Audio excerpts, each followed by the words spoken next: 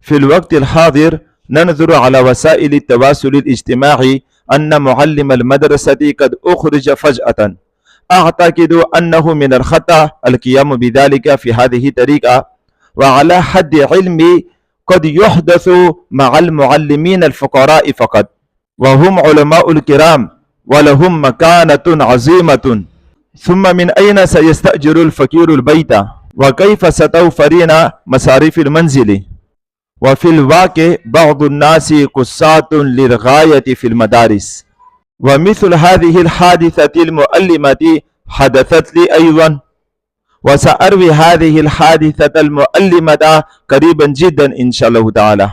ولذلك يجب على العلماء المسؤولين أن يقوموا بدورهم، وأتمنى أن يسمح لي بالاستمرار في الخدمة أو أن أحصل على راتب 3 أشهر، لأنني أخرجت ظلما من قبل رجل قاس، والإدارة ومجلس الإدارة قد متواطئان بنفس القدر.